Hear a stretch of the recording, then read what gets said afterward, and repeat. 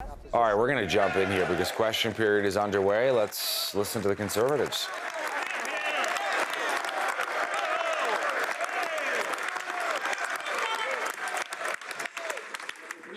Mr. Speaker, in an interview on American TV this weekend, the Prime Minister talked about NAFTA talks when it came to supply management. He said that we are moving forward. We have some flexibility in those areas, and I believe it's very, very promising.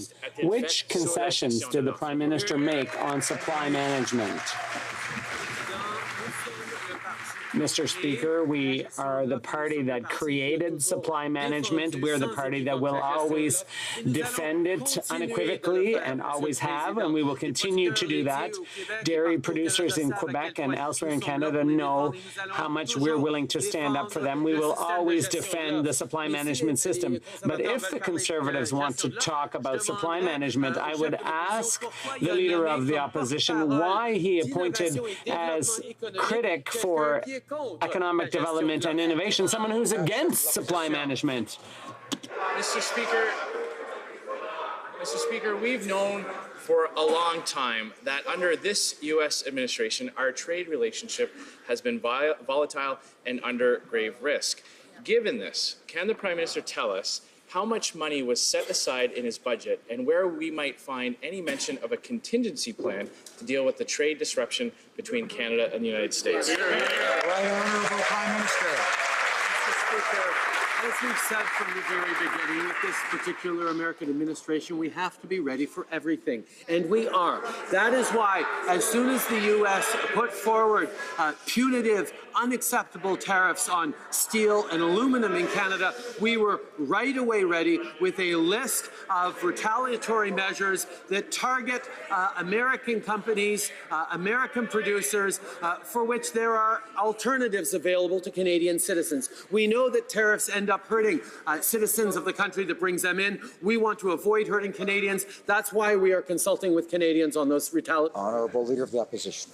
Mr. Speaker, the Prime Minister's own officials have confirmed that the deficit for this year will be over $18 billion. Can the Prime Minister tell us if he has any idea how much higher the deficit will be as a result of any support that may be necessary for industries and workers affected by the trade disruption between the United States and Canada?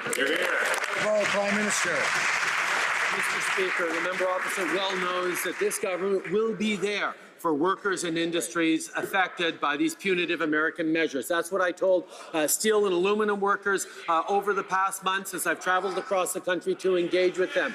But it's interesting that the member opposite speaks about deficits. In the last election, Canadians had a very clear choice. Their choice, their option was actually austerity and cuts.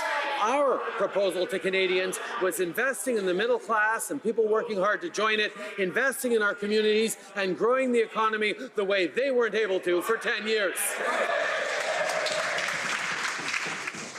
Order. The Honourable Leader of the Opposition. Speaker, their budget has in fact turned out to be built on borrowing and tax cuts on those very same middle-class Canadians they pretend to want to help. Now, Mr. Speaker, tax hikes.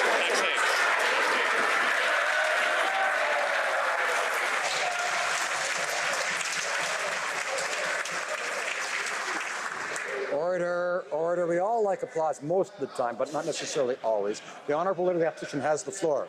Fine. Sorry, Conservatives are always thinking about tax cuts, but I'll correct the Blues after this and make sure.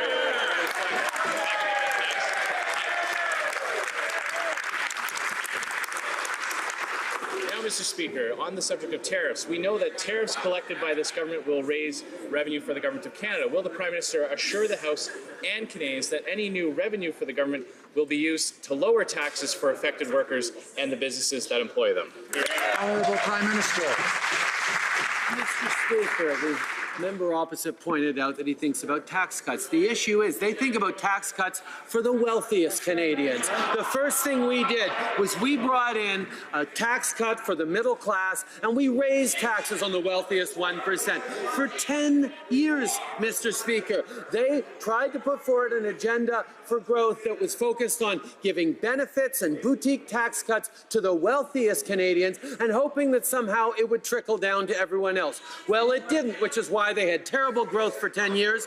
We are investing in the middle class and those working hard to join them and giving them more money. Honourable Leader of the Opposition. Mr. Speaker, now more than ever, Canada needs to open up new markets and diversify our trading relationships. Now, the Trans-Pacific Partnership will achieve just that. And despite the Prime Minister's delay and jeopardization of that deal, it is essential that this bill, implementing the deal, is passed quickly. When will the Prime Minister commit to introducing the legislation for this trade agreement, and can he commit that it will be passed before the House rises? Prime Minister.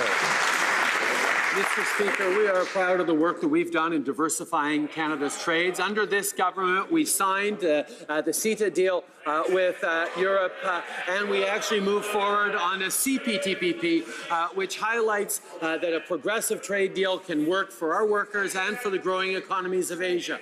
We are pleased with our record on trade and growth, and we're happy to announce that we will be introducing into the House the bill for the ratification of the new CPTPP before the House rises for the summer. The honourable member for Rimouski-Manchester, please parler basque.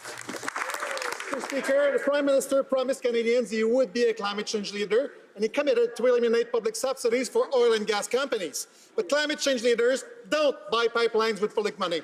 And climate change leaders don't allow $3 million bonuses to be given to top oil executives. Climate change leaders do use public money to build long-term job creation in renewable energies. Can the government explain why it makes sense for a climate change leader to buy a pipeline? Honourable Prime Minister. Mr. Speaker, we made a commitment to Canadians that said that we understood that you need to grow the economy and protect the environment together. Now, those on the other side of the House would have Canadians believe that there's still a choice to be made between what's good for the economy or what's good for the environment. And we on this side of the House know that they must go together. That's why we're moving forward with a world-class oceans protection plan, a national price on carbon pollution, and getting our resources to new markets other than the United States for our oil. That's what we know we need to do. That's what we're going to keep doing, despite the false choice proposed by the members opposite. The member for Rimouski-Manchester just spent $4.5 billion in renewable energies, but they spent it on a pipeline. Last week, the majority of members had the good sense to pass my colleague from Abitibi-Bay-James Nunavik AU's bill to enshrine UNDRIP in Canadian law. The Prime Minister himself voted against this bill. How can he now claim he respects the rights of Indigenous peoples and at the same time force through a pipeline many First Nations oppose? The Right Honourable Prime Minister. Mr. Speaker, I had the privilege yesterday of sitting down with representatives of Indigenous communities who will be affected by this new pipeline, and we talked about the impact on their communities. This is a committee we struck to consult First Nations, to listen to them, and to make sure the impacts of the pipeline will be good impacts and they'll be minimized when they're adverse impacts. I'm looking forward to furthering our reconciliation work. We will keep working with all First Nations and respect all points of view by listening to them. The honourable member for Rosemont-la-Petite-Patrie. In 2015, the Prime Minister was a superstar, a breath of fresh air, a new environment champion. 3 years later, the entire world can't believe it. What has happened to Canada? What happened to Mr. Selfie, the new darling of Perry Match? After adopting Harper's targets, he buys a pipeline. Today we learned that when it comes to handouts to oil companies, Canada has the worst record of the G7. 7th out of 7. Will the Prime Minister ultimately keep his word, do the right thing, and eliminate subsidies to the oil patch? The Right Honourable Prime Minister. Mr. Speaker, in 2015, there was a clear choice for Canadians. The NDP was proposing a choice between what's good for the environment and what's good for the economy. But we, in the Liberal Party, we told Canadians that we understood that in order to build a strong economy and protect the environment, you had to do both at the same time. And that's precisely what we're doing. We've put a national price on carbon.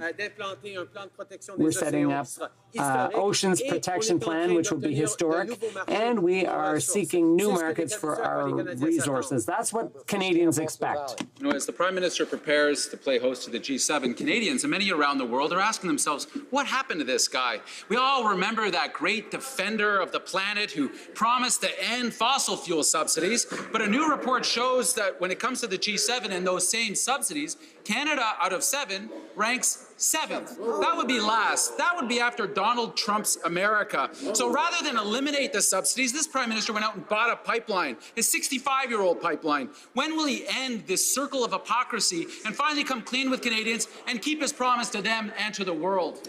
Right, Honourable Prime Minister. Mr. Speaker, I'm happy to have the opportunity to reinforce that we have indeed committed and are on track to phase out inefficient fossil fuel subsidies by the year 2025.